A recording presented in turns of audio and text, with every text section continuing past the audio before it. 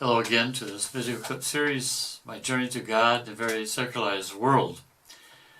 We've been talking the last few video clips on talking about the destruction of the family with beautiful, smooth words and the deviation of our attention to not realize what they're really doing.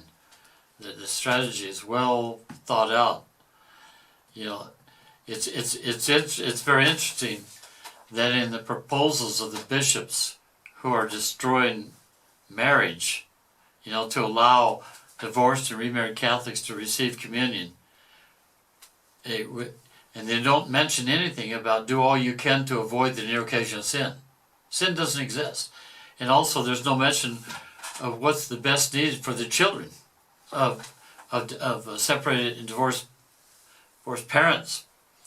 In these proposals, which are totally contrary to the teachings of the Church, there's only mentioned what the adults want and desire. Do these proposals of these bishops help people progress toward greater love of God and neighbor in self-sacrifice, or greater love of self and less love of God and neighbor? I hope some of these thoughts might help you to see through the very deceptive line of argument being presented by many bishops, in the last more than 10 years, and in these synods.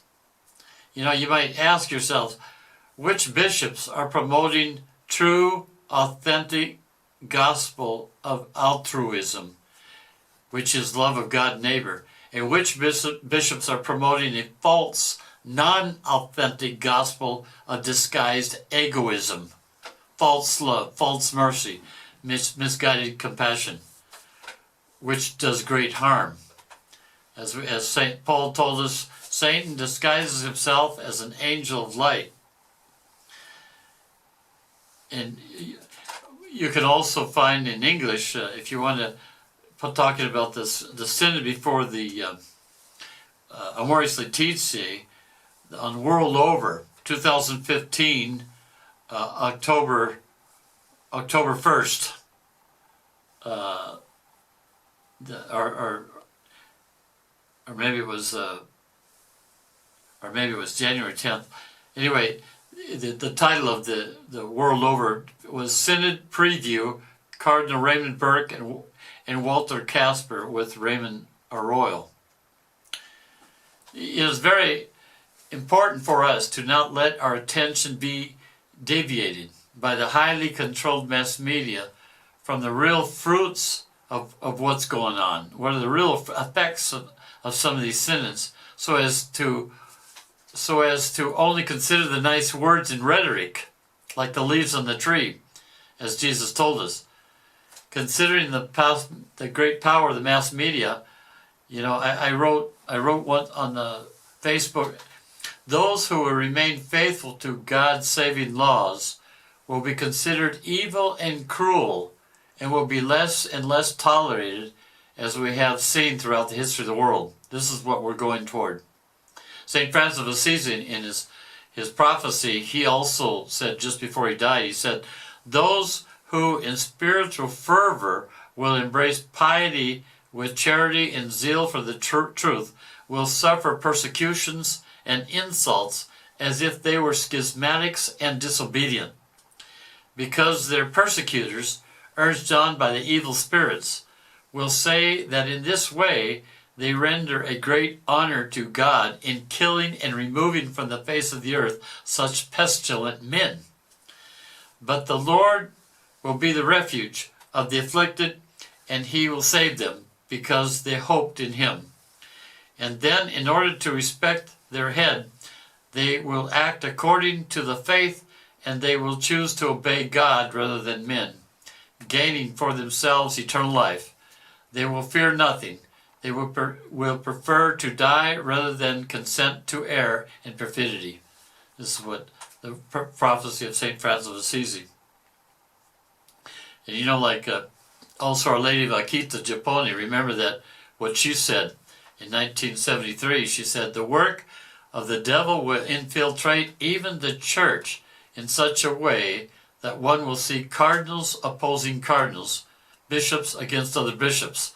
The church will be full of those who accept compromise. We are really in that period of time that Our Lady of Akita, Japan, warned us about.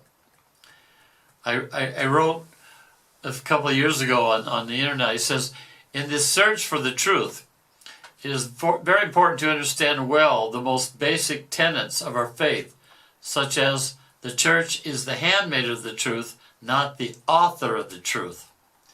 Thus, a group of bishops cannot change the Ten Commandments or the words of Christ himself, even in a sly, covert way, with beautiful rhetoric filled with false love, false mercy, misguided compassion, which ends up in the long run in hurting the ones committing the sin, those around them, and our whole society in which we live. Very few Catholics today, immersed into relativism, realize that to change even an iota of the saving laws of God, as Jesus said to us in Matthew 5, will bring very great destruction to eternal souls. Wars were fought in the first centuries of the church due to disputes over the doctrine of the church. Now very few Catholics even care. If we are not alert with much prayer and study, the same old tricks of our adversary with different dressings will be used to lead us astray and away from God, who is the truth and the way to eternal life. This is why we cannot rest until death, because our very intelligent enemy does not rest even at night. Our enemy works in the dark. I wrote once a couple of years ago an article called Propagated Wave of Diabolical Disorientation. You know, as a Catholic priest, I post many things on the internet to help people to seek, to find, to live the truth. You know, the truth of God that sets us free. In particular, in this period of this wave of diabolical or disorientation that's propagated by the Freemasons. Our Lady of Fatima predicted that the pastors of the church will be gravely lacking in the duties of their ministry. Because of them, the consecrated and unfaithful souls will allow themselves to be seduced in great numbers by the pernicious errors spread everywhere. We need the Mother of God to lead us truly to her Son Jesus. Our Lady tells us, by way of Gobi, darkness with a thick, cold fog has entered the church, obscuring it in the splendor of its truth. But we know that also, you know, how much I'm working on Facebook a lot, and more Facebook is blocking me, obscuring it, and it just doesn't arrive. And in just about all the groups, I'm in over 300-400 groups, and they don't. I publish it. It seems normal, but I learned afterwards that no one sees anything. So I'm saying, dear brothers and sisters, question everything. Question it. Seek the truth. Such as, you know, as an example, someone once wrote on Facebook, a real pandemic does not require a 24/7 media brainwash campaign. If you cannot question it, it's not science, it's propaganda. And this can be applied also in the Catholic Church. Why is there no dialogue in the last 10 years with cardinals, bishops, and priests and lay people who tell us that we must remain faithful to the truth of God revealed throughout human history, called divine revelation, explained by the church for 2,000 years. The truth that does not change with the world.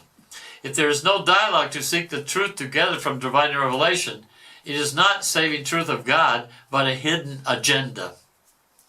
You know, using the television and the mainstream media, the schools and religious institutions, people have been dumbed down so that they are not able to distinguish between good and evil, Isaiah 5, so as to be led by the elite of the world to their atheistic world dictatorship of total slavery.